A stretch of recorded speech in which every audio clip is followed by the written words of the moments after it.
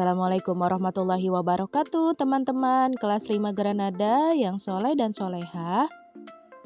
Mari kita awali pembelajaran pada hari ini dengan membaca basmalah. Bismillahirrahmanirrahim.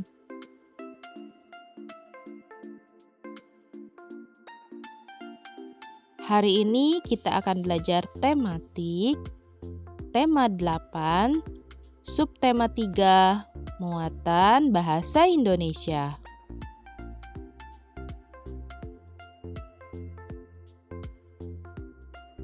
Mengidentifikasi peristiwa dalam teks non-fiksi. Setiap teks mengandung informasi atau peristiwa di dalamnya. Kamu dapat mengetahui peristiwa tersebut yaitu dengan cara membaca dengan saksama, menemukan gagasan pokok dalam setiap paragraf dan memberikan tanda khusus pada setiap kata kunci. Setelah itu, kamu dapat membuat catatan baik dalam bentuk peta pikiran ataupun diagram alir.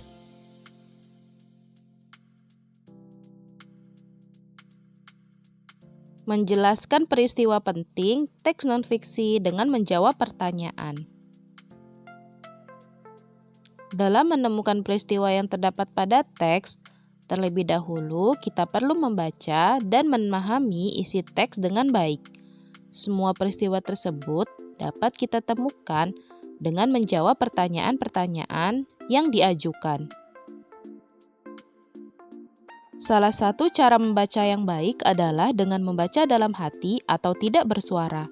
Dengan membaca dalam hati, kita dapat mencermati hal-hal penting yang terdapat pada teks dan menjawab pertanyaan-pertanyaan yang diberikan.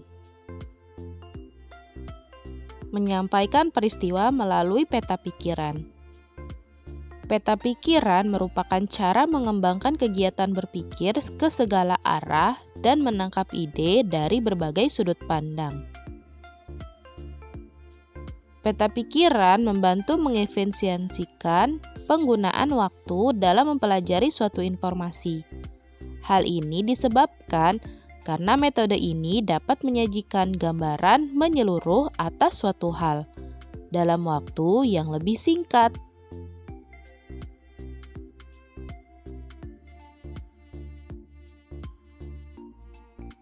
Berikut adalah hal-hal yang perlu diperhatikan saat membuat peta pikiran.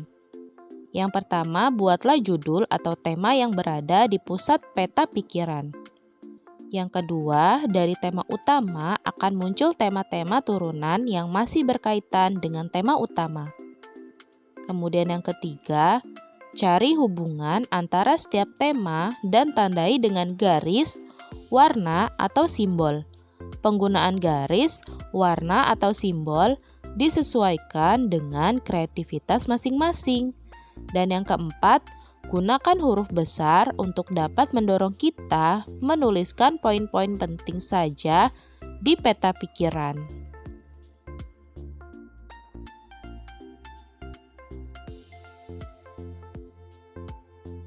Menjelaskan peristiwa dari teks non-fiksi melalui diagram alir. Untuk menjelaskan peristiwa penting dalam teks non-fiksi, kamu juga dapat menggunakan diagram alir. Isi kolom pada diagram alir dapat berupa ringkasan. Ringkasan adalah intisari dari sebuah teks. Saat menjelaskan peristiwa dari teks, kamu hanya perlu meringkas isi teks dengan cara mencatat informasi penting yang kamu temukan. Informasi penting tersebut biasanya disampaikan melalui gagasan pokok pada setiap paragraf.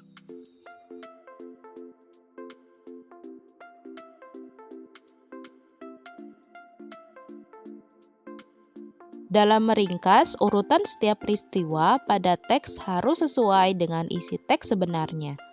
Setelah selesai meringkas, masukkan ringkasan tersebut ke dalam kolom-kolom yang sesuai pada diagram alir.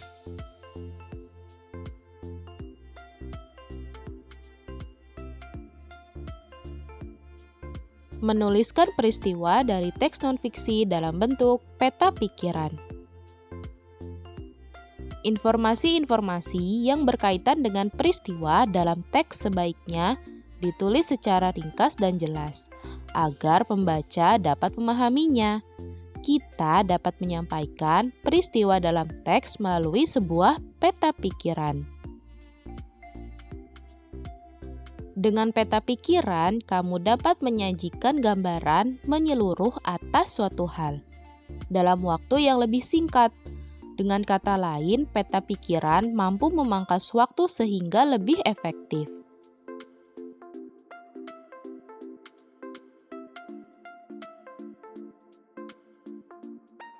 Selain itu, peta pikiran juga dapat membantu kita untuk banyak hal, seperti merencanakan, berkomunikasi, menjadi lebih kreatif, menyelesaikan masalah, memusatkan perhatian, menyusun dan menjelaskan pikiran-pikiran, mengingat dengan lebih baik, belajar lebih cepat dan efisien, serta melatih mengingat gambaran, teks keseluruhan.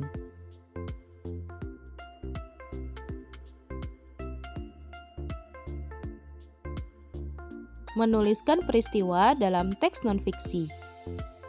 Peristiwa dapat ditemukan dengan membaca keseluruhan isi teks. Saat membaca, kita tentu akan menemukan gagasan pokok dari setiap paragraf. Gagasan pokok adalah inti dari pembahasan pada sebuah paragraf. Kita dapat mengetahui peristiwa berdasarkan gagasan pokok tersebut. Dengan memahami gagasan pokok setiap paragraf dalam teks, maka kamu akan dapat memahami isi teks secara keseluruhan. Gagasan pokok terletak pada kalimat utama. Biasanya, kalimat utama sebuah paragraf terletak pada awal atau akhir sebuah paragraf. Oke teman-teman, kelas 5 Granada yang soleh dan soleha. Cukup sekian pembelajaran tematik tema 8 subtema 3 muatan bahasa Indonesia pada hari ini. Mari sama-sama kita akhiri dengan membaca hamdalah. Alhamdulillahirabbil alamin. Wassalamualaikum warahmatullahi wabarakatuh.